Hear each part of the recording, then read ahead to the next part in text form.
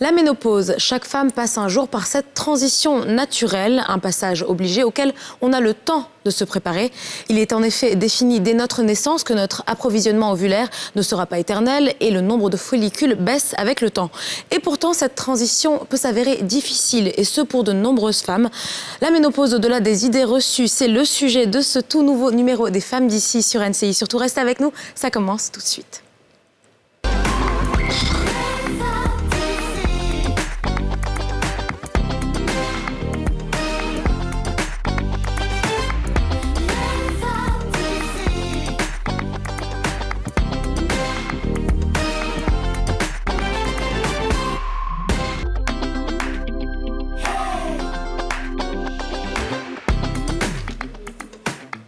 Bonjour et bienvenue dans un tout nouveau numéro des Femmes d'ici sur NCI, votre rendez-vous 100% franc-parler et 100% féminin. Bonjour les filles, bonjour Ami, bonjour Aurélie, ça va? Bonjour Anan, bonjour Aurélie. Ça va? Ça va très bien.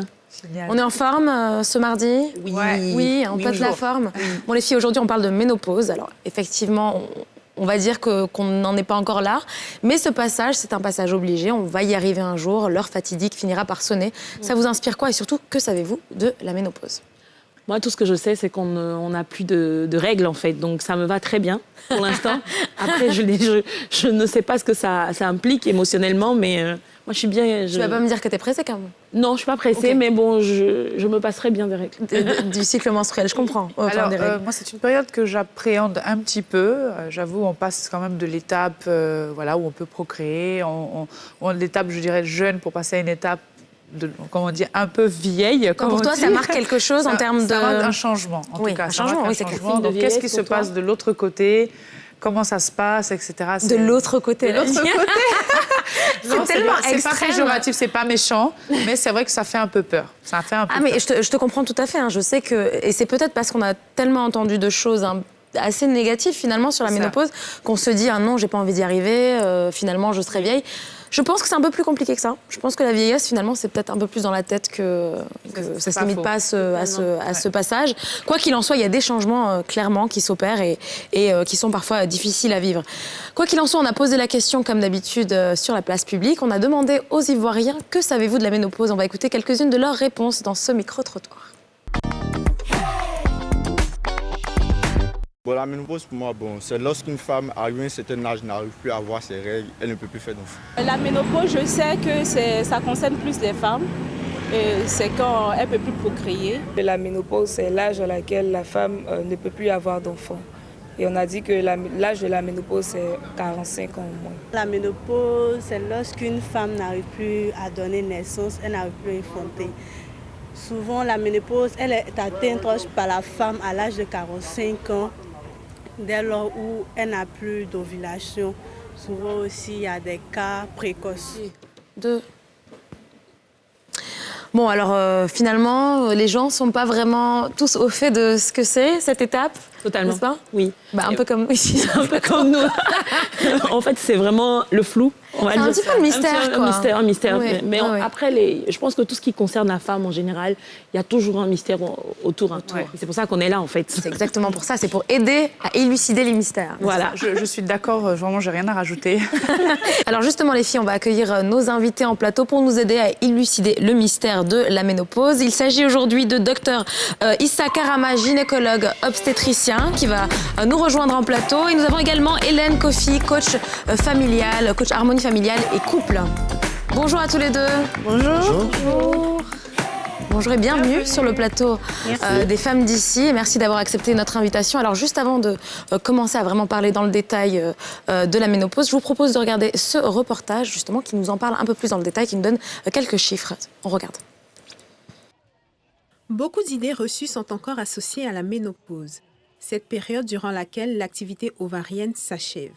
Cet état physiologique féminin caractérisé par la modification hormonale intervient en moyenne entre 45 et 55 ans.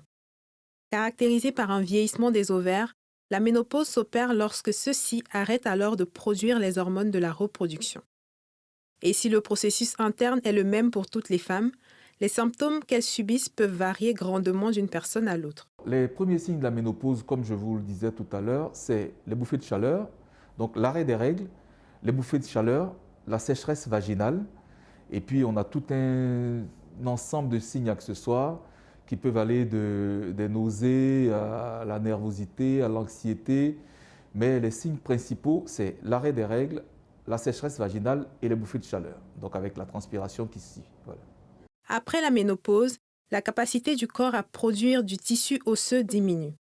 Les os deviennent ainsi plus fragiles. On estime que la ménopause s'accompagne d'une maladie assez courante qu'on appelle l'ostéoporose, c'est-à-dire que les os de la patiente sont fragiles, donc sont fragilisés. Et en général, on conseille aux femmes ménopausées de prendre du calcium, le calcium qu'on peut retrouver dans certains produits laitiers, ou alors même sous forme de médicaments en pharmacie. Bien sûr, il y a d'autres maladies qui peuvent accompagner la ménopause. Je vous expliquais tout à l'heure de la prise de poids, d'où l'importance de faire du sport. Les traitements existants consistent à allier la prise d'œstrogène et de progestérone. Alors, on a plusieurs types de traitements. Il y a des apports en compléments alimentaires qui marchent très bien, les aminoacides. On a aussi des traitements médicamenteux, bien sûr, en dehors de la bonne hygiène de vie et le sport. On a des traitements médicamenteux. En général, si vous permettez, je vais faire déjà une petite avancée dans ce sens-là. En général, les oestrogènes, parce que la ménopause, c'est vraiment une chute d'une hormone qui s'appelle l'oestrogène. Donc, on apporte de l'oestrogène pour pouvoir essayer de compenser un peu cette chute-là au moment où les règles ont disparu. Lorsqu'on traverse la ménopause, maintenir un bon équilibre alimentaire et pratiquer une activité physique régulière est une nécessité selon le spécialiste. Déjà, il faut avoir une bonne hygiène alimentaire, une bonne hygiène de vie. Vous avez parlé tout à l'heure du sport, absolument. Le sport permet de réguler un peu tous ces signes qui sont dus à une vasomotricité. Et puis, un bon régime alimentaire. Alors, je vous ai parlé tout à l'heure des aminoacides, des oméga 3. Et puis aussi, éviter certains excès comme l'alcool, le tabac, manger trop gras. Bon, certains incriminent l'huile de palme. Bon, c'est un débat qui est d'un autre niveau. Mais bon, en gros, il faut éviter de manger trop gras. Si elle survient en moyenne à 51 ans, la ménopause est dite précoce si elle apparaît avant 45 ans. Chez certaines femmes, 1,9% environ, l'arrêt de l'ovulation peut survenir avant 40 ans, parfois bien plus tôt. On parle alors d'insuffisance ovarienne prématurée. Bon, alors on va commencer par vous, docteur Karama. Vous êtes gynécologue obstétricien. Alors, juste pour qu'on comprenne encore mieux, qu'est-ce qui se passe exactement dans le corps d'une femme quand elle traverse la ménopause ? Quand elle traverse la ménopause. Est-ce qu'on peut dire ça, traverser ? Oui. Non. Non ? On ne traverse pas la ménopause ? Okay, on y arrive. D'accord. Et puis on vit avec. D'accord. Et donc, biologiquement, qu'est-ce qui se passe ? C'est quoi biologiquement, cette transition ? On peut expliquer la ménopause comme étant un épuisement de la réserve ovarienne et avec la carence hormonale chez la femme. D'accord. Voilà. Et ça s'opère finalement, ça n'arrive pas d'un coup. On parle de transition naturelle. Ça peut s'opérer sur plusieurs semaines, plusieurs mois, plusieurs années. Comment ça oui, nous avons une période définie qu'on appelle la préménopause. C'est la période avant la ménopause. Et à cette période, nous avons principalement des troubles du cycle. Le cycle est d'abord rapproché. Ensuite, on a un intervalle beaucoup plus long du cycle. 2 à 3 mois, la femme ne voit pas les menstrues. Okay. 2 à 6 mois, on a un trouble comme ça qui peut s'étendre de 3 à 5 ans. Ça, c'est la préménopause. Ça, c'est la préménopause. Et ensuite, on tombe dans la ménopause avec des signes que vous connaissez, notamment la bouffée de chaleur qui surviennent chez plus de 3 femmes sur 4. On a l'irritabilité, les troubles de l'humeur, la sécheresse des parties génitales et la baisse de la libido qui a un véritable impact au niveau du foyer. Et peut-être, quand les questions viendront, on va rentrer plus en détail. Et est-ce que les symptômes varient d'une femme à une autre ? Est-ce Bien sûr peut avoir la dépression pendant que l'autre n'a pas de bouffée de chaleur ? Comment ça se passe ? Bien sûr que les symptômes varient d'une femme à l'autre. Tous les signes que je viens de citer ne s'observent pas en même temps chez une femme. On a peut-être 1, 2 signes chez X, 3, 4 signes chez Y, et je vais dire chez Z, on n'a aucun signe. Moi, j'ai une question, c'est par rapport justement à ces signes. C'est des signes c'est ce qui arrive au début pour constater en fait la ménopause, après la ménopause, et après on n'a plus ces problèmes de bouffées de chaleur, d'irritabilité. Donc c'est une période aussi où on constate la ménopause, où en fait, en gros, on passe de la préménopause à la ménopause, et en fait, tout le temps, on a ces symptômes-là d'irritabilité, de sécheresse. Est-ce qu'on a ça indéfiniment finalement? Oui, il y a des femmes qui le vivent jusqu'à ce qu'on soit rappelé. C'est pas vrai. Oh mon Dieu. Ah, ça, je savais pas par contre. D'accord. Donc ça peut vraiment durer une période. Ça peut vraiment durer et ça dépend. C'est variable au fait, d'une femme à l'autre.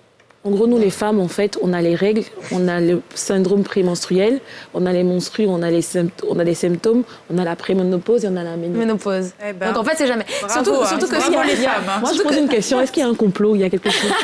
Surtout que ce qui est intéressant, docteur, vous l'avez dit, c'est que finalement, les troubles de l'humeur, l'irritabilité, ça survient déjà une période tous les mois pour beaucoup de femmes. Pendant le cycle, pendant qu'elles sont encore, avant qu'elles traversent la ménopause. Donc c'est des symptômes un peu similaires ou c'est... Non, c'est pas quand même similaire. D'accord. Voilà, parce que chez la plupart des femmes, quand elles n'ont pas un problème psychologique, un problème de foyer, je veux dire, le cycle menstruel est quand même bien vécu. Voilà. Il y a un lien en fait aussi. Oui. Voilà. Si ce n'est pas accompagné de dysménorrhée, bon, c'est un gros mot, mais de douleur menstruelle, si les règles viennent normalement 4 à 5 jours, sans problème, sans douleur, c'est quand même assez bien vécu. Oui. C'est pas pareil que dans la ménopause. D'accord. Alors, Hélène Kofi, vous êtes coach familial et coach aussi de l'harmonie dans le couple. Le docteur vient d'évoquer une baisse de la libido conséquente avec la ménopause. Oui. Ça doit faire partie des choses qui créent un changement aussi et peut-être un impact négatif sur le couple, on imagine. Oui, exactement. Et la plupart du temps, je dis aux épouses d'être zen dans la tête parce qu'elles se font des blocages, des complexes compte tenu de leur âge avancé et surtout des préjugés. Ça joue beaucoup sur le mental des femmes. Il faut accepter la chose, c'est une étape de notre vie. Il faut vivre avec, il faut se faire plaisir, il faut s'acheter de nouvelles choses et se dire que on est femme pour la vie. Et c'est pas parce qu'on n'a plus ses menstrues qu'on n'est plus femme. Exactement. Et il y a les époux aussi qui doivent intervenir à cette étape de la femme. Ils doivent être plus attentionnés, plus amour. Éviter des paroles dévalorisantes telles que « tu as vachi »,« tu as le ventre bédonnant ». Non. Plutôt dire « chérie, tu es belle ». Apprécier toujours son épouse. Parce qu'après avoir donné 3 à 4 enfants, avec toutes les épreuves que l'épouse a rencontrées, a traversées, il faudrait être capable de féliciter son épouse et de l'accompagner dans cette étape de ménopause. Mais pour revenir vraiment concrètement à la question de la libido, parce que je sais que dans le couple, la sexualité est une part importante de la relation qu'on a avec son conjoint ou sa conjointe. Oui. Comment est-ce que vous conseillez ou vous accompagnez les couples qui traversent cela, surtout quand le problème devient le problème sexuel? Oui, au niveau sexuel, la plupart des femmes refusent d'avoir des rapports parce qu'elles trouvent qu'au niveau vaginal, il n'y a plus assez de lubrification. D'accord. Et elles se gênent. Alors qu'il ne faut pas se gêner et l'époux doit être patient. Il doit passer par les étapes préliminaires, prendre plus de temps pour ramener l'épouse à pouvoir se laisser aller et puis avoir une bonne sexualité. Donc les femmes, je voudrais vous dire qu'il ne faudrait pas être complexées. Il ne faudrait pas vous dire « je suis vieille ». Non, évitez de dire cela.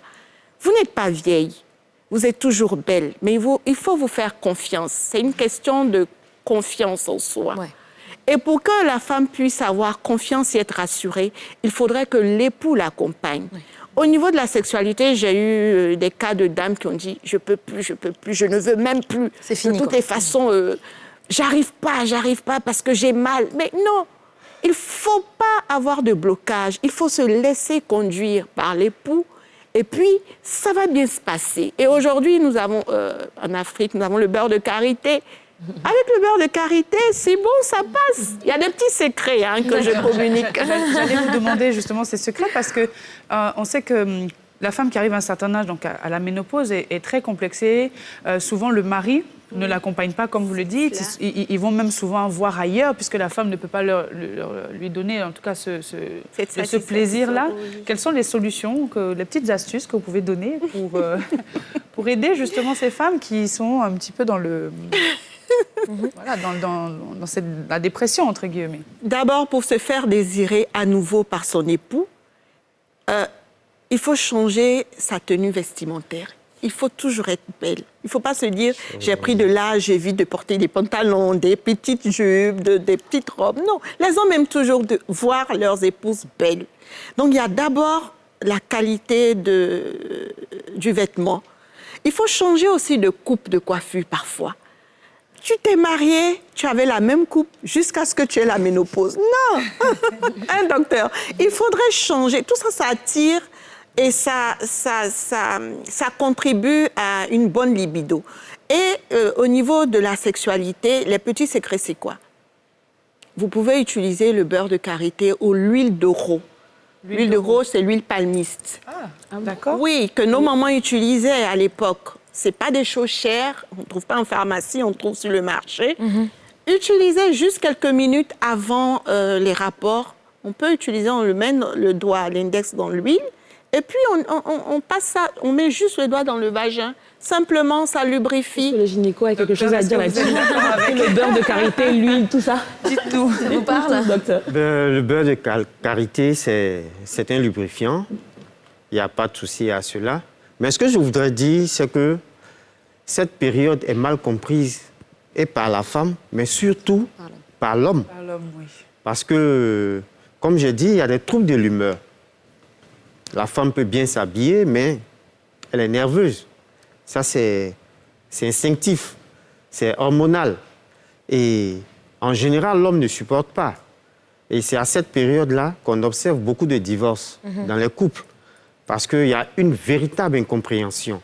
Et je dis aux femmes, quand vous arrivez à la ménopause, accompagnez, prenez votre mari, allez voir en couple le gynéco. Quand on explique à l'homme exactement ce qui se passe chez sa femme, votre femme sera nerveuse, monsieur. Elle aura des troubles de l'humeur parce que le monsieur, ayant bien compris ce que sa femme a, mais il ne considère plus les propos ou les humeurs de sa femme comme étant des comportements méchants. Mais non, mais parce qu'elle vit une situation et il est en même de l'accompagner dans ce processus-là. Donc, ce que je voudrais dire, c'est qu'il faut que les hommes même puissent comprendre ce qui se passe chez leurs femmes. Parce que vous avez beau vous maquiller, vous avez beau changer de sous-vêtements, de vêtements, de maquillage, tout ça. Mais si vous êtes de mauvaise humeur, tout ça, l'homme n'accepte pas. Voilà, il faut que l'homme puisse comprendre ce qui se passe. Bon, ma question, c'est par rapport justement à la confiance en soi et à l'image qu'on a de soi, surtout en tant que femme, en prenant de l'âge, en prenant du poids. Et on a tout ça, on a la ménopause qui arrive, et la ménopause égale à la vieillesse. Moi, je pose la question aux experts déjà, est-ce que ménopause égale vieillesse pour vous? Ménopause n'est pas égale à vieillesse.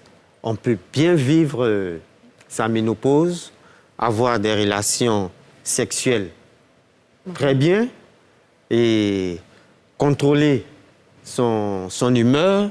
Quand monsieur et madame ont fait une consultation avec les spécialistes, ils ont bien compris ce qu'ils vivent. La ménopause peut être bien vécue.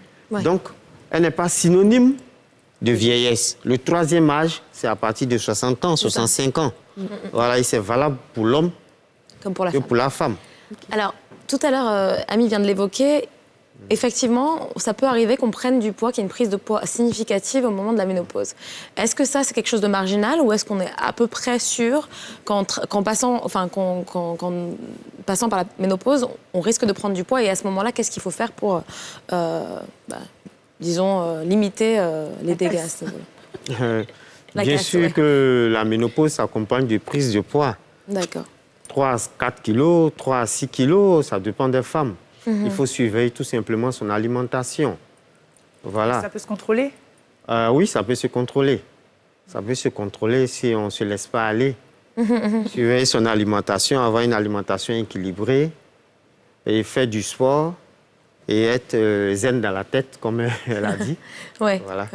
Alors, vous, en tant que gynécologue, on imagine que le plus gros de votre travail, c'est vraiment au niveau de la gynécologie et de d'être en tant qu'obstétricien, c'est vraiment l'accompagnement des femmes, surtout quand elles essaient de procréer, quand elles sont encore dans cette période où elles ont leur cycle menstruel.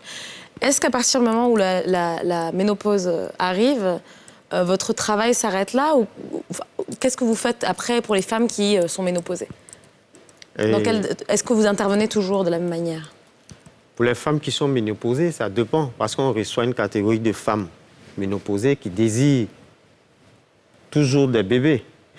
Donc on peut faire des enfants après la ménopause? Bien sûr. Ah, d'accord. Comment ça se passe? Justement, bonne question. En détail. Oui. En détail, mais bon, ça rentre dans le cadre de ce qu'on appelle la PMA. C'est-à-dire la procréation médicale assistée. OK. Voilà, tout simplement. Mais ça contient quand même beaucoup plus de risques que pour une femme qui n'a pas encore la ménopause. Comment vous les accompagnez? Des risques à quel niveau? En termes de, de la santé. Déjà, à partir d'un certain âge, on nous a tous, en tout cas de notre part, on nous a toutes fait savoir qu'à partir d'un certain âge, il est beaucoup plus risqué d'avoir un enfant. Donc déjà, on a cette info, et en plus ça, après la ménopause. Donc, est-ce que vous pouvez nous dire si c'est vraiment dangereux ou pas? Bien sûr que le risque existe, mais peut-on empêcher une femme qui n'a pas d'enfant à procréer? La question est grande. Se pose également. Moi, ma question, c'est au niveau du coup, finalement, tout le monde ne peut pas avoir accès à la PMA.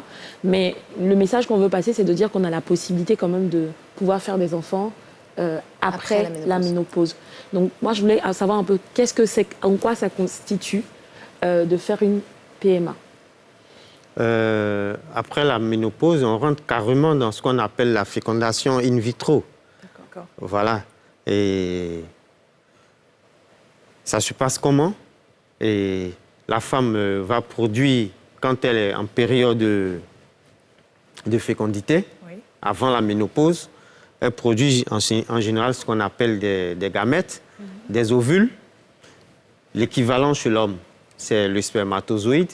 C'est la rencontre des ovules et des spermatozoïdes qui donne l'œuf qui aboutit à l'enfant.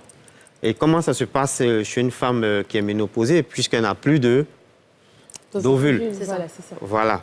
Et si son mari a toujours des spermatozoïdes, on va emprunter des follicules, des ovules chez une femme en âge de procréer, faire l'association, ça donne des embryons qu'on va transférer chez la femme ménopausée et pour qu'elle puisse faire sa gestation, c'est-à-dire porter sa grossesse. Voilà. D'accord. Alors, écoutez, on va continuer à parler donc, de tout ça, de la ménopause, y compris des cas un peu particuliers, des ménopauses précoces et tardives. On va parler de tout ça juste après une courte page de pub. À tout de suite.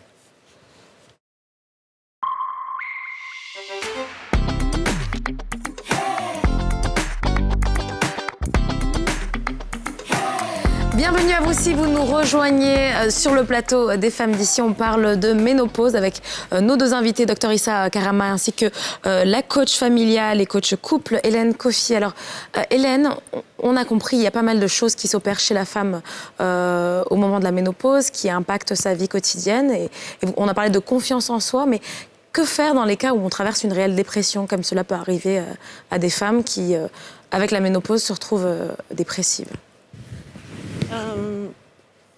Le premier cas, il faudrait que l'époux soit compréhensif, que l'époux accompagne l'épouse et si c'est très grave, voir un médecin, un psychologue. Mais avant le psychologue, rencontrer le gynécologue et ensuite un psychologue. D'accord. Mais il faut beaucoup de patience et de persévérance au niveau de l'époux. Il faudrait que les époux comprennent qu'à cette étape de la vie de la femme, elle devient un peu comme une adolescente. C'est vrai. D'accord. Après, je pense c'est vrai qu'on parle beaucoup de l'époux, mais ça arrive qu'on soit célibataire et qu'on soit ménopausé. Hein, c'était ça ma question. C'était ta question, pardon, ma question justement. Parce que moi, je suis en train d'imaginer le scénario le pire, entre guillemets. Le pire scénario, c'est ménopausé, sans enfant et célibataire. Est-ce que vous avez déjà eu à gérer ce cas? Et comment vous pensez que justement les femmes qui pourraient être dans cette situation peuvent être accompagnées? Pour ce cas de femmes, elles ne doivent pas rester seules. Elles doivent échanger avec des dames de leur catégorie. Il ne faudrait pas qu'elles restent seules. Qu'elles aient des amis ou un groupe, une amicale où elles peuvent échanger. Chacune peut parler du même cas. Hein, et puis, ça fait du bien. Elle va se dire, ah, donc je ne suis pas seule et tout. Il ne faut pas rester renfermé sur soi dans ce genre de situation. Et puis se faire accompagner aussi par un coach, pourquoi pas? Ben oui, voilà. Et s'il faut référer à un psychologue ou un autre type d'expert, vous pouvez le faire. Mais est-ce que, pour revenir en couple, hein, femme-homme, vous avez déjà... Est-ce que les hommes se prêtent au jeu? Parce que, comme on dit, nos frères africains, c'est très difficile, avec beaucoup d'ego et d'orgueil, de prendre le pas, de se déplacer pour voir une coach. Comment vous réussissez à convaincre ces hommes de venir vers vous et le couple, justement, pour qu'ils puissent s'en sortir et traverser cette épreuve ensemble? Effectivement, ce que vous venez de dire est vrai. Les hommes ont du mal à venir nous rencontrer. La plupart du temps, ce sont les épouses, les femmes qui viennent. Mais avec l'amour que Torrent d'amour communique, ça se passe bien, même sans l'homme. Voilà, je prends beaucoup de temps. Des deux, en fait, et de l'homme et de la femme. Voilà, je leur fais comprendre que je peux jouer le rôle de l'homme aussi en disant voilà, faites ci, faites ça. Et puis ça se passe bien. Quand on se sent aimé, ça va. Moi, j'ai juste, par rapport à la coach, est-ce que vous avez un message pour les hommes qui nous regardent? Qu'est-ce que vous voulez leur dire? À part d'être patient, qu'est-ce que vous diriez à un homme pour accompagner justement sa compagne en fait, dans ce processus? Chers hommes, je voudrais vous dire, vous avez aimé vos épouses, vous avez choisi et c'est une étape très importante de leur vie. C'est un passage que toute femme n'arrive pas à surmonter. Elles ont besoin de vous. Soyez un peu comme, je dirais, des pères et non des époux. Remplacez papa. Parce que je dis, la femme à cette époque, dans cette situation, c'est comme une adolescente qui a besoin de son père, qui a besoin de l'attachement de papa. Alors soyez comme un papa. Ça va, tout va bien, tu as bien dormi, tu as bien travaillé, l'appeler plus souvent. Être plus attentionné. Être plus attentionné, ça aide à traverser cette étape-là. C'est très important. Alors, docteur, ce sont des cas peut-être plus exceptionnels, mais ça arrive que l'on ait une ménopause assez précoce, c'est-à-dire qu'on ne soit pas du tout dans la moyenne d'âge de 45 à 55 ans, et que ça intervienne bien plus tôt. Ou plus tard, d'ailleurs. Je parle d'abord précoce pour l'instant. Qu'est-ce qui se passe? Est-ce qu'on a des moyens de déterminer si la ménopause va être précoce, déjà? Et puis, est-ce qu'il y a des signes avant-coureurs? Bien sûr qu'il y a des signes avant-coureurs. Quand on commence à avoir une irrégularité dans le cycle, déjà, il faut se poser des questions. Vous avez 30 ans et déjà, vous avez des sauts dans les règles. D'accord. 3 mois, 6 mois, déjà, il faut consulter, voir un gynéco. Ça, c'est à partir du moment où on avait des règles régulières jusqu'à présent et que tout d'un coup, il y a un changement. Il y a un changement. D'accord. Il faut déjà voir un gynéco pour voir ce qui se passe. Parce qu'on a eu des cas où on a eu des ménopauses précoces à 30 ans. J'ai même une patiente qui avait 26 ans. Ah oui, c'est vrai? Oui, 26 ans. Mais pourquoi? Qu'est-ce Est-ce qu'on a des... dû à ouais. quoi, cette ménopause précoce? Bon, il y a des facteurs de l'hérédité aussi. Voilà. Parce que la femme naît avec un pool de follicules. Oui. Vous savez, l'ovule chez la femme, c'est pas comme le spermatozoïde chez l'homme. Oui. Le spermatozoïde chez l'homme se multiplie de façon indéfinie. Voilà. La femme naît avec un stock de follicules. Quand je dis follicules, je vais tout simplement dire d'ovules. Elle naît avec un stock bien défini. Et chaque mois, elle est obligée d'ovuler. Donc, quand ça tombe, c'est pas fécondé, c'est parti. C'est mort. C'est perdu. parti. Et en plus, elle n'ovule pas un seul. Mais c'est que l'ovulation s'accompagne d'un phénomène de cohorte. C'est-à-dire, on a une dizaine de follicules, une dizaine d'ovules qui entrent en compétition pour être ovulés. Oui. Et seulement à la fin on a juste un seul Qui se tombe. qui sera ovulé. Le reste, c'est fini. Et donc, on a un épuisement de ce stock-là. Donc finalement, on est préménopausé quand on avait un stock plus petit ou ça n'a rien à voir? Non, si ton stock... Non, parce que le stock, il varie d'une personne à une autre. Le stock, il varie à peu près d'une personne à une autre. Voilà.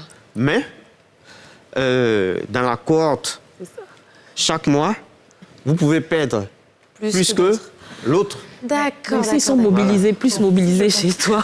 Si j'ai bien compris votre réponse, ma question en fait, c'est de savoir, est-ce qu'on peut déterminer à l'avance le nombre de stocks d'ovules qu'on a? Est-ce qu'il y a des tests qui nous permettent, ou des examens qui permettent de savoir combien d'ovules, enfin combien de stocks, on va dire, on a pour... De stock? Non, on n'en a qu'un seul de stock. D'ovules, je veux dire. Oui, c'est d'ovules, ça? oui. Parce que vous dites qu'on est avec un stock. On est avec un stock, mais de On beaucoup de... connaît à peu près le nombre. Combien? Autour de... C'est 1 million, non? Une femme aura autour de 400 ovulations. 400. Voilà, D'accord. dans sa période... À partir des premières menstrues. à partir des premières règles. Voilà. Ouais, c'est- Donc, ça reste autour de peu. 400. C'est Voilà. limite. hein. Ça reste... Voilà. Mais déjà, il Donc, paraît- autour de 400 ovules. Déjà, j'ai lu qu'à la Ovulation, naissance, on a mais environ 1 million d'ovules et au moment de la autour de- première menstrue, autour de on en a 2 300 millions. millions. 300 000. Ça veut dire que déjà, on a perdu tout ça alors qu'on n'était pas encore Oui. réglé, entre guillemets. Oui, quand on est, on a entre incroyable. 1 million et 2 millions. Et jusqu'à Les premières règles. la puberté, Ouais. Ouais. voilà. Et On a déjà un paquet qui est un parti. paquet qui est bien parti. Et on aura autour de 400 ovulations dans notre vie. Ça, c'est Voilà. quand même un C'est peu un complot, étrange. je vous dis. Donc, Mais il n'y a, Donc, il y a c'est pas de stock. tests pour savoir combien il en reste. Pas de tests pour savoir. des tests. Oui. Est-ce qu'il y a des tests ou des examens pour savoir combien il en reste? Pour être sûr. Ben, il y a les examens qu'on fait. On demande, par exemple, l'hormone antimillérienne qu'on demande aux femmes en général, va nous dire Oui. est-ce qu'on a un bon stock, est-ce que D'accord. le stock il est épuisé. Voilà, quand vous arrivez, quand une femme arrive chez vous, elle a 45 ans, je veux faire un bébé, vous demandez tout de suite Un examen. un examen pour voir à peu près son stock. Et quand vous avez un stock en dessous de 2, vous savez que on approche assez rapidement à grands pas vers la ménopause. D'accord. Et est-ce qu'on peut faire cet examen-là, même si on n'est pas, comment dire, en prévision, de, par exemple, aller voir son gynéco en visite et lui dire, OK, je veux voir mon stock. En général, si vous avez 25 ans, 30 ans, 35 ans, le cycle il est normal. Il n'y a pas de raison que ce stock-là soit épuisé. Le stock s'épuise à partir de 40 ans, 45 ans, là où on rentre dans la préménopause, ensuite dans la ménopause. Voilà. Alors du coup, la ménopause tardive, comme Aurélie voulait en savoir plus sur ce type de ménopause. Oui, Du coup, c'est bienvenu, c'est mieux. Ça veut dire qu'on retarde un petit peu tout cette échéance, finalement. Oui, est-ce que c'est bienvenu, mais à quoi ça sert d'être ménopausé à 60 ans? À quoi ça sert? À 55 ans, vous n'allez pas faire d'enfant. A priori, ça dépend. Mais si vous dites qu'il y a des femmes qui veulent faire des enfants après la dépend ménopause, du ça veut stock, dire que encore c'est une fois. possible qu'à 60 ans, elles puissent avoir ses règles. Mais enfin, à 50, je sais que j'exagère, 60 c'est beaucoup, mais au moins 55 ans, il y a des femmes à 55 ans, il y a des femmes qui ont une ménopause tardive. Oui. Mais ce que je dis, vous êtes dans une société, pourquoi vouloir avoir un enfant à 55 ans, 60 ans? Ah, ben écoutez, il y a des femmes... Mais si on n'en a pas eu, on ne voulait pas au départ et qui en veulent à la si on fin, n'en a pas eu, si on n'en a pas eu avant. En tant que médecin, vous décourageriez ce type d'initiative? Par exemple, on est vraiment proche de la ménopause et on veut avoir un bébé, on est un peu trop Non, âgé. il y a des cas. Vous n'avez pas eu d'enfant pour une raison ou pour une autre et vous avez 50 ans et vous voulez un enfant, on ne peut pas vous empêcher d'en avoir. Bien sûr. D'accord? Mais si vous avez la possibilité d'avoir vos enfants pendant que vous avez 35 ans, 40 ans, pourquoi attendre à 55 ans parce qu'on n'est pas encore ménopausé, on a encore un tout petit stock pour faire un enfant? Vous avez un enfant à 55 ans ou à 60 ans. Quand vous aurez 70 ans, vous serez proche de la tombe. Votre enfant aura 15 ans, 18 ans. Ouais. Je pense que vous n'aurez pas l'occasion de bien vivre avec cet enfant. Ouais. Une question pour vous. C'est une réflexion personnelle. Bien sûr. Voilà. Une question pour vous, peut-être, Hélène. Je ne sais pas si vous avez déjà été confrontée à des femmes qui ont fait l'expérience d'une ménopause précoce, qui du coup n'ont pas eu d'enfants avant d'atteindre la ménopause. Et si c'est le cas, qu'est-ce qu'il faut faire, à votre avis, pour aider ce type de personnes, un jeune couple qui ne peut pas avoir d'enfants? Un jeune couple qui ne peut pas avoir d'enfants, je pense d'abord qu'il faudrait qu'ils fassent des tests, qu'ils aillent voir une les fois médecins. Une fois que c'est fait, puis c'est déclaré qu'impossibilité. Disons qu'elle a la ménopause. Ménopause précoce. Bon, ménopause précoce. Il ne faut pas se décourager, hein, parce que, moi je dirais, on peut avoir un enfant, et puis cet enfant peut ne pas nous rendre heureux. Comme on peut ne pas avoir d'enfant et être heureux. Oui, tout est relatif. Il faut accepter de s'occuper des enfants qui existent déjà, qui ont perdu leur mère, des orphelins. Ils ont besoin d'amour. D'adoption. Ah, oui, tout est grâce. Il ne faut pas rester focalisé. Je dis, il faut être zen. La vie, il faut être relax dans la tête. Et puis on vit mieux, puis on vit plus longtemps. Surtout qu'on vit qu'une fois. Allez-y. Bon, je suis tout à fait d'accord avec elle, mais sauf qu'une femme qui a 30 ans, qui a une ménopause précoce, bon, aujourd'hui, il y a la possibilité de faire une PMA. Ouais. Voilà, une procréation médicalement assistée. Dans ce cadre-là, il n'y a aucun souci. Écoutez, merci à tous les deux d'avoir participé donc à cette émission et de nous en avoir dit plus sur la ménopause et sur tous les cas de figure qui peuvent arriver dans ces circonstances. Merci à vous, Dr Issa Karama, et merci à vous, Hélène Kofi. Je vous en prie. Vous surtout restez avec nous, on se retrouve dans quelques instants après une courte page de pub. À tout de suite.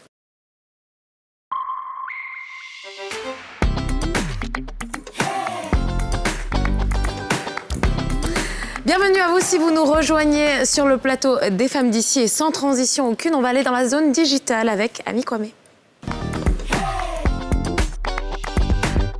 Alors, bonjour les filles, rebonjour. Rebonjour. Aujourd'hui, on va parler de faire le marché. Vous préférez faire le marché en ligne ou aller acheter, toucher les produits, tout ça?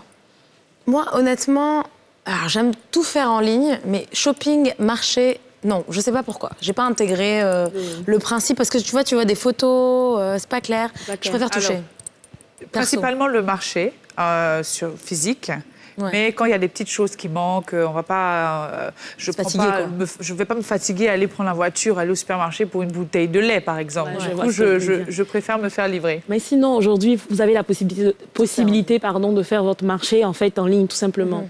Avec les réseaux sociaux, les producteurs ou les marchands n'ont plus besoin d'avoir un site internet parce que ça c'est trop lourd ou ça peut être plus cher. Ils n'ont plus besoin d'avoir un site internet pour faire leur site en ligne, leur vente en ligne. Et du coup, ils se sont mis sur Facebook, Instagram et même sur WhatsApp Business. Donc en fait, on a des pages Facebook par exemple comme Allo Marché qui propose du service de livraison de tout ton marché et même de gaz. On a des pages comme livraison rapide de fruits et légumes qui ont même aussi un site internet, mais leur page Facebook est beaucoup suivie. Donc ils proposent aussi des produits à vendre sur les réseaux sociaux. En gros, tu peux faire ton marché sans être obligé d'aller à Djamé. En vrai. Alors du coup, tu parles de pages qui vont juste récupérer tes produits et te les apporter. aussi qui font ça dépend. En fait, qu'est-ce qu'il y a ? Il y a des pages tout simplement qui vont récupérer, donc faire le marché pour toi, pour vous, et qui vont vous livrer le marché avec la livraison, ils font les prix. Et il y en a qui sont comme des coopératives ou des entreprises qui font la sélection des produits et qui font la vente tout simplement en ligne. Qui mettent les produits sur la plateforme en photo et les vendent. Il y a une page que j'ai bien aimée, c'est vraiment livraison fruits et légumes express Abidjan. Simplifier le nom de mon page. C'est trop long, je suis d'accord. Mais en fait, ce qui est intéressant, par exemple, pour cette page qui te vend non seulement les produits vivriers classiques, mais ils te font des salades, des jus détox, donc ils font des produits transformés. Et je trouve que c'est une belle occasion, justement, de ne pas se déplacer, de ne pas bouger. De gagner du temps. Et surtout dans cette situation de Covid qu'on vit en ce moment, d'éviter d'être tout le temps au contact des gens, de rester chez soi et de pouvoir se faire livrer. Donc, marché de A à Z, il y a des pages spécialisées comme les pages qui vendent spécialement du poisson. Comme tu dis, tu préfères aller acheter toi-même peut-être ton crabe au marché, mais pour le poisson, tu peux confier l'achat à une plateforme. Et donc, il y a des pages comme ça, comme Ofish, Roucas Fish, qui proposent des poissons frais. Et j'ai déjà testé, c'est très bon. Des poissons frais à vendre, en fait, tout simplement. Donc, est-ce que c'est plus cher ? Parce que ça, c'est la question. C'est la question très importante qui suivait. J'allais te la poser d'ailleurs. Oui, est-ce que c'est plus cher ? Non, en fait, moi, j'ai essayé de comparer les prix. Les prix sont abordables, sont des prix du marché. D'accord. À la livraison, bien sûr, on paye la livraison, mais les prix sont abordables. Ce sont des prix du marché. Mais des fois, il faut s'amuser quand même à comparer parce qu'il y a une pléthore de pages. Il faut faire attention à la dernière publication, aux avis aussi des internautes. Ça aussi, c'est pour avoir confiance parce que ça c'est la fiabilité. Vous n'avez pas vraiment confiance, vous pouvez faire un test avec un ou deux produits ou quelques produits et décider vraiment si vous allez collaborer avec ces vendeurs en fait ou ces revendeurs. À part que le point positif quand même du marché quand tu y vas toi-même, c'est que tu peux marchander.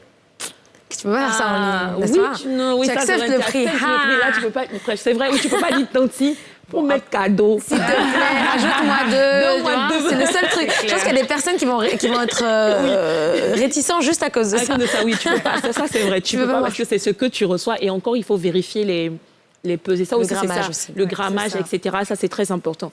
Donc voilà, moi, je voudrais poser la question aux internautes. Est-ce que vous préférez faire votre marché en ligne ou bien aller directement au marché, choisir, discuter avec la tata, négocier, avoir les petits cadeaux, etc. Ça, c'est une question et qu'ils réagissent sur la page Facebook et la page Instagram de NCI. Pour le coup, tu me fais penser aussi que c'est vrai, j'avoue, pour livraison de poulet et autre chose, je prends attache avec une structure qui s'appelle la Ferme Thomasé, ils sont très bien.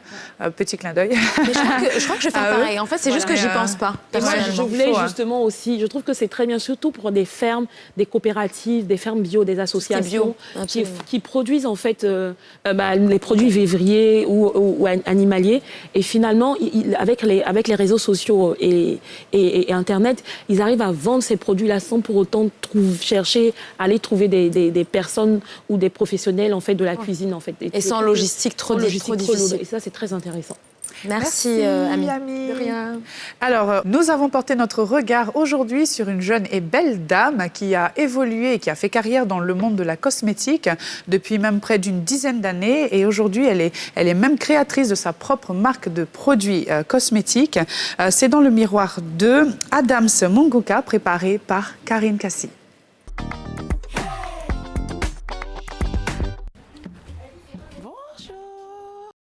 10 ans maintenant qu'elle exerce le métier de maquilleuse. En 2017, Adams crée sa marque de cosmétiques, Adams MGK à Paris, et ouvre un showroom à Abidjan en 2020.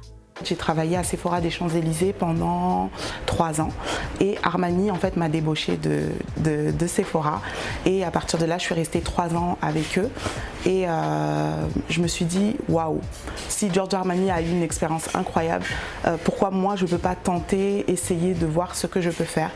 Et donc j'ai arrêté 1 an. Je me suis donné en fait 1 an pour pouvoir voir ce que je pouvais faire et j'ai commencé à créer les pinceaux, fards à paupières. Après des études en comptabilité, elle décide de se lancer dans l'esthétique, malgré la réticence de ses parents. Mes parents, quand j'ai dit à mon père, bon, j'arrête la comptabilité, il m'a dit, ok, bon, bah d'accord, il n'y a pas de souci. Mais c'était quand même dur parce qu'on ne savait pas vraiment. En plus, à l'époque, quand j'ai commencé, le maquillage n'était pas, il n'y avait pas cet engouement en fait. Et c'était assez compliqué. Donc vraiment, j'ai donné. Et après, je me suis fait connaître et au fur et à mesure, je faisais beaucoup de mariages. Et donc, c'est là où il a vu, ils ont entendu en fait que le nom Adams revenait au fur et à mesure. Et là, ils se sont dit, je sens que ça peut être du sérieux vraiment, donc voilà. Cette jeune Congolaise n'a aucune difficulté à gagner sa vie dans ce secteur très concurrentiel. Moi, je m'en sors parce que, en fait, moi, j'ai commencé déjà par les mariages. Alors je fais beaucoup de choses. Je fais les mariages, je fais les consultings beauté où j'accompagne la cliente en fait en magasin directement pour pouvoir refaire en fait sa trousse de maquillage et je fais des ateliers en fait maquillage. Lorsqu'il est question de l'avenir de sa marque, Adam s'en parle avec des étoiles plein les yeux. Le challenge, c'est d'avoir une gamme complète de maquillage et que toutes les femmes d'Abidjan puissent, enfin toutes les femmes du monde même, puissent connaître la marque Adams MGK. C'est mon premier point de vente ici à Abidjan, donc j'espère en avoir au Sénégal, au Congo, au Gabon, vraiment dans tous les pays du monde. Cette année, elle fête l'anniversaire de son premier showroom à Abidjan, moment qu'elle partage avec ses intimes. Donc là aujourd'hui on fête les 1 an donc, du pop-up store Adams MGK. Donc là on met les petits ballons pour la Saint-Valentin. Donc c'est trop bien avec mes amis. Donc ils sont en train de préparer tout ça. Super. Adams, bonjour. Bonjour. Et merci d'être venue sur le plateau des femmes d'ici. C'est un plaisir pour moi. Alors, dites-nous un petit peu comment toute cette aventure a commencé. Qu'est-ce qui vous a donné envie de rentrer dans ce milieu de la cosmétique, de la beauté, etc. Alors, c'est à l'âge de 15 ans en fait que j'ai commencé. Je savais déjà ce que je voulais faire, mais pour mes parents. Donc, j'ai commencé à aller. En fait, j'ai fait un BEP comptabilité. Et après un bac comptabilité. Et après, je me suis dit non, j'ai vraiment envie de revenir en fait dans mon cœur de métier, enfin celui que j'avais vraiment dans le cœur. Du coup, donc j'ai fait un CAP en fait esthétique en 2009. Ouais, en 2009, j'ai fait un CAP esthétique, donc pendant 1 an. Et ce qui est top en fait en esthétique, c'est qu'il y a énormément en fait de choix. C'est soit tu pars en spa, soit tu pars dans tout ce qui est esthétique, ou sinon du coup dans le maquillage. Et quand j'ai fait mes stages, en fait, je me suis vraiment basée en fait sur le maquillage. Voilà. Et alors cette passion, ça fait 10 ans que vous l'avez concrétisée, si j'ai bien compris. C'est ça. Et quand est-ce que vous passez le cap de je suis esthéticienne, je suis dans les cosmétiques, je vais créer ma propre marque et pourquoi? Alors, en fait, c'est quand j'ai travaillé chez Giorgio Armani, en fait, on faisait énormément en fait, de formations, plein de choses comme ça. Et le jour où j'ai écouté en fait, l'histoire de Giorgio Armani, j'ai fait waouh. Mais si lui, il a réussi, c'est que tout le monde peut le faire. Quoi. Si vraiment on a cette conviction et cette force de se dire qu'on va le faire. Et je me suis donné 1 an, en fait, pour pouvoir arrêter une année sabbatique. Et à partir de là, je me suis arrêtée totalement. 1 an pour préparer aussi, penser les produits, les confectionner, d'accord. Oui. C'est ça. D'accord. Alors, au départ, j'ai commencé par les pinceaux donc de maquillage, parce que pour moi, c'est la base du maquillage. On ne peut pas faire de maquillage sans les bons outils. Donc, j'ai commencé par ça. Après, j'ai continué par les fards à paupières, parce qu'avec un fard à paupières, on peut faire un blush, on peut dessiner les sourcils et on peut faire aussi du fard à paupières. Voilà. D'accord.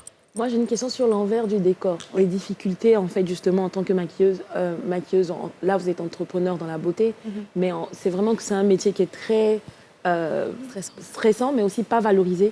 Donc, moi, j'ai besoin d'avoir quelques anecdotes des difficultés et comment vous avez réussi, justement, à surpasser ça. Et surtout, si vous avez bossé pour une grande marque comme Armani, on imagine qu'il y a dû avoir des... Ah oui, non, mais ça, c'est sûr. Au départ, j'avais commencé chez Sephora des Champs-Élysées. Donc là, pour moi, c'est une bonne école. Pourquoi? Parce qu'on rencontre de tout. Donc, tu as les étrangers, on peut avoir les personnes classiques qui habitent sur Paris. Et moi, je n'arrivais pas à toucher en fait, les clientes parce que je me disais, mais comment je vais faire? Elle a des petites paupières, comment je vais faire pour la maquiller? Donc, c'était plus ça la difficulté. On me disait, oui, mais non, c'est pas ce que je veux. Donc, c'était vraiment en fait là la difficulté. L'adaptation. Oui, voilà, c'est ça. Et aujourd'hui, le marché de la beauté est très ouvert. Je sais qu'il y a beaucoup de compétition. Comment vous faites pour vous différencier par rapport à toutes ces maquilleuses, comme on dit, qui existent, qui se... Voilà. J'ai eu de la chance en fait d'avoir commencé en 2009. Donc du coup, les gens, vraiment. Ça, parce qu'aujourd'hui, tout le monde fait du maquillage, non? Donc j'ai vraiment eu de la chance de commencer en 2009. Il n'y avait pas forcément... Les gens ne lâchaient pas leur travail pour devenir maquilleuse professionnelle. Et nous aussi, on travaillait aussi à côté, mais toujours dans le même domaine et tout. Et du coup, les gens, au fur et à mesure, ils ont commencé à nous connaître, enfin à me connaître. Et j'ai eu cette chance-là, en fait. Mais sinon, c'est vrai qu'aujourd'hui, c'est vraiment difficile. Hein, oui. Et vous n'avez pas commencé avec une page YouTube et non, même pas. Il n'y avait pas encore cette tendance où on est sur les réseaux sociaux. C'est vraiment le bouche à oreille. On donne ton numéro par-ci, par-là. Mais sinon, c'était vraiment... Mais c'était quand même difficile, quoi. Oui, on imagine les débuts ont dû être difficiles. Alors, vous avez ouvert votre pop-up store ici à Abidjan. Oui. Alors, ma première question, c'est... Pourquoi Abidjan, pour commencer? C'était ma question. Je suis désolée, j'ai un peu de te voler tes questions aujourd'hui. Les grands esprits se rencontrent. Pourquoi Abidjan? Parce qu'en 2005, on était venus en fait avec mes parents et c'était le premier pays en fait africain que j'ai visité. Pourtant, je suis congolaise J'allais vous demander, vous êtes d'où? Non, je suis congolaise de Brazza. D'accord. De Brazzaville. Et j'ai eu un coup de cœur. Pourtant, la guerre finissait à cette époque-là. Ah oui. Ouais. Mais j'ai eu un coup de cœur pour le pays.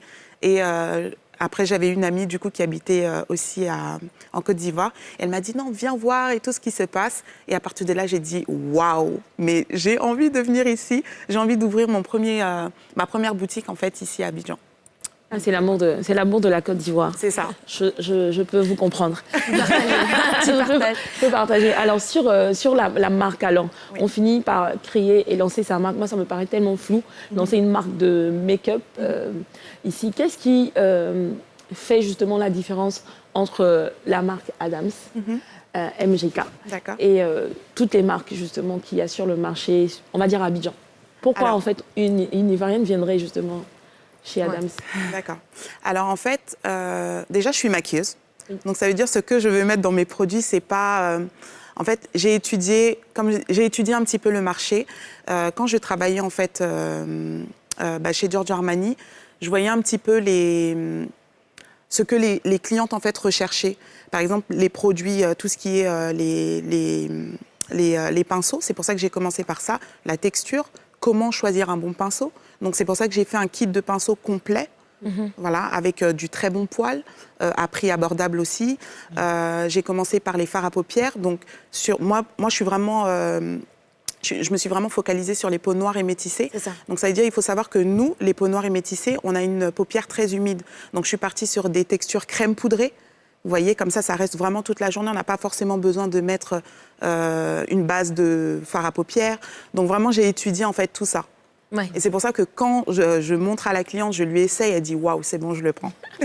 Et vos tarifs, les tarifs de vos produits partent de Alors par exemple, pour un kit de pinceaux complet, c'est 27 000.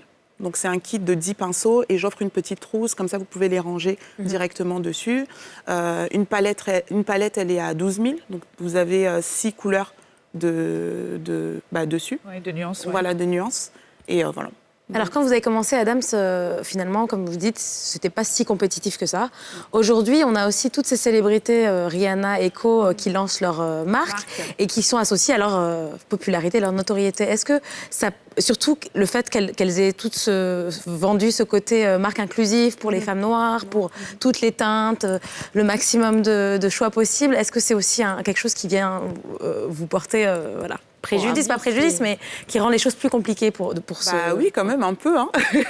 Dans le sens où elle a besoin juste de faire des vidéos et tout le monde va acheter. Mais c'est vrai que nous, ce sera plus poussé. Moi, je vais faire beaucoup d'ateliers, de cours de maquillage pour pouvoir essayer les produits. Et le conseil, c'est super important.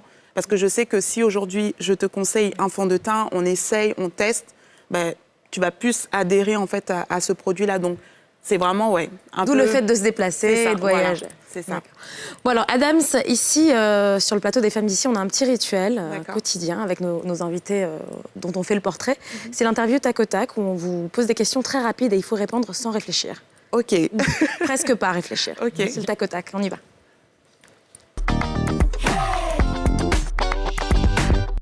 Vous êtes prête? Je stresse. Non, il ne faut pas. Pourquoi? C'est fun. Alors, matin ou soir? Soir. Thé ou café? Thé. Vous avez éteint votre réveil combien de fois ce matin? Une fois. Une fois, d'accord. Talon aiguille ou compensé? Talon aiguille. Combien de fois avez-vous voyagé cette année? Bon, là, 2 fois. Oui. Bon, Enfin, Covid... cette année de 2021. 2021, oui. Une fois. C'est nous les premiers. C'est ça. Paris ou Abidjan? Abidjan. Ah bon, quand même. Ouais. Et donc Paris ou Brazza? Non. Non, Brazzaville. Abidjan ou Brazza? Abidjan. Je pousse le vis, pardon. C'était même pas écrit. Hein. Bon, pour l'instant, Abidjan, parce que je suis là, mais les deux. Quand vous allez au supermarché, c'est look naturel ou total make-up? Alors, look naturel, mais totalement. D'accord, tous les jours? Ça dépend. Ça dépend des jours? Oui, ça dépend. Et si vous deviez choisir alors si on vous disait qu'il y a une chose, un produit de maquillage que vous ne pouvez pas utiliser entre le rouge à lèvres ou le mascara, lequel vous sacrifieriez? Le rouge à lèvres. Pas de rouge à lèvres? Non. D'accord. Avec le masque, on ne veut pas. C'est ça. Ah oui, c'est tout. Il faut maximiser sur le regard. C'est ça, c'est le regard. Ouais. Donc le mascara, toujours. Oui. Mais après, peut-être qu'on va finir par sortir de cette période sombre de notre histoire c'est vrai, récente. Et ce sera quand même le mascara. C'est plus le mascara. Moi, j'aime bien le regard. Le regard, plutôt. Même si aujourd'hui, j'ai mis un rouge à lèvres rouge. Mais, Merci beaucoup, Adams, d'avoir répondu à nos questions. Très gentil. Et nous, on se retrouve juste après une courte page de pub. Surtout, ne bougez pas. On se retrouve dans la 4e partie de l'émission. À tout de suite.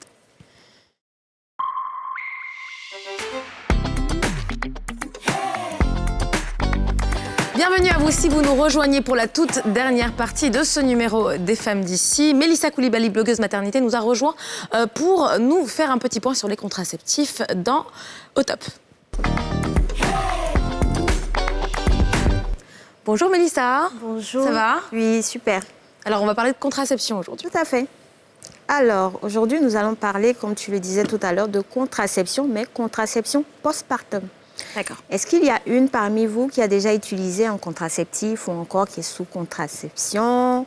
Tu veux dire oui, principalement dans le contexte de après l'accouchement? Après l'accouchement. Alors le premier, oui. D'accord. J'ai pris les contraceptifs pour réguler mon cycle, qui était devenu irrégulier. Mais j'ai arrêté parce que j'ai maintenant une image un petit peu biaisée de la pilule. D'accord, ok. Et toi? Non, en fait. Moi, je suis... La méthode naturelle. Non, oui, méthode naturelle, comptée, méthode flow et tout ça. Non, moi, voilà. Donc, la pilule, on m'a déconseillé et moi, ça me rend malade, franchement. Déjà, j'ai des problèmes d'hormones, c'est trop. Donc, non. Voilà. Ok, c'est déjà bon, c'est qu'on pourra bien en parler en fait. Donc, ce qu'il faut savoir, les nombreuses naissances et les naissances non espacées restent un risque pour la mère et bien évidemment pour l'enfant. Et c'est en ce sens qu'on nous demande de faire le planning familial. Et pour faire le planning familial, bien évidemment, il faut utiliser les contraceptions. On va dire que les deux vont de pair. Et pour pouvoir utiliser convenablement une contraception, il y a vraiment des choses à prendre. Il y a des choses qui entrent en ligne de compte. Oui. Voilà. Et c'est de ces choses-là dont nous allons parler. Premièrement, si vous êtes en couple, il faut pouvoir prendre la peine de discuter avec votre conjoint. Ce n'est pas une histoire de c'est la femme seule qui doit décider. Parce que, quoi qu'on dise, il y a des effets secondaires. Vous pouvez vous retrouver avec, après je dis n'importe quoi, la pilule, vous pouvez vous retrouver à avoir vos menstrues 30 jours sur 30. Si votre conjoint ne comprend pas trop ce qui se passe ou qu'est-ce que c'est, ça peut emmener, je pense, un clash et tout. Oui, des problèmes. Et à contrario, vous pouvez vous retrouver à ne pas avoir de menstrues. Du tout. Du tout. Et voilà, c'est le stress, on se demande on est enceinte ou pas, est-ce que je ne suis pas malade et tout ça. Donc, il faut vraiment prendre la décision ensemble. Ça, c'est si vous êtes en couple. Mais si vous êtes seul, il faut pouvoir faire des recherches. Donc, faire des recherches, aller sur Google, comme on le dit, Google est notre meilleur ami. Aller voir les sites de santé, faire vraiment les recherches, avoir une idée avant d'aller vers le professionnel de la santé. D'accord. Donc, deuxièmement, et c'est là où il y a tout le boulot, c'est de vraiment aller consulter son gynéco, celui qui vous a suivi tout le long de la grossesse, parce qu'il vous connaît mieux, il connaît vos antécédents médicaux et tout ça, pour vous conseiller. Donc, en amont, vous avez essayé de regarder, vous avez vu, bon, moi, je pourrais prendre un implant, ça serait bien vu que j'oublie rapidement, ou encore, je peux aller sur le stérilet parce que j'ai vu que ça allait à mon ami et tout ça. Mais il faut toujours consulter. On voit le gynéco, il essaie de vous faire des examens. Bon, généralement, ton gynéco, il te connaît. Il sait un peu comment ça se passe. Mais pour celles qui n'ont pas forcément un gynéco, qui vont, je dirais, à la maternité et tout ça, vous allez voir la sage-femme qui gère le planning familial. Elle va vous poser des questions. Si vous êtes sujette à des migraines, si vous avez certains bobos et tout ça, on vous dira, écoute, ça ne va pas t'aller. Cette contraception hormonale, ça ne va pas t'aller. Tu prendras plutôt... je dis n'importe quoi, le stérilet au cuivre. Au cuivre, exactement. Voilà, c'est un peu ça. C'est la deuxième étape pour pouvoir vraiment choisir un bon contraceptif. Et ensuite, la troisième étape, si vous avez choisi, voilà, on a la contraception, ça va, et on voit qu'au bout de quelques temps, ça ne nous va pas. On a des migraines ou encore... on ne se sent pas bien, il faut automatiquement retourner vers le professionnel de la santé. Voir son gynéco ou la sage-femme qu'on change, ou encore, si ça ne va pas, on passe à la bonne vieille méthode de calcul. De toutes les façons, ça n'a pas tué quelqu'un. Et puis, je pense que ça marche pour certaines personnes comme Annie, voilà, parce que je pense qu'il y a... D'accord. Et quand on ressent des signes que le corps réagit au contraceptif, il faut accepter de faire des changements. Oui, parce qu'il y a des effets secondaires. On ne nous le cache pas quand on part voir le professionnel. Il nous dit clairement, voilà, si vous prenez le contraceptif hormonal, tu peux avoir ça, tu peux avoir ça, tu peux avoir ça. Mais si ça ne va pas, tu vois qu'il y a telle chose, reviens vers nous et on change. Absolument. Voilà, c'est ça. Merci beaucoup, Mélissa, pour toutes ces informations. Je t'en prie, Anna. Je pense qu'elles ont été très bien notées. Merci à vous, depuis chez vous, de nous avoir suivis tout au long de cette émission. On se retrouve demain, même heure, même plateau, celui de la NCI. En attendant, une excellente journée à tous.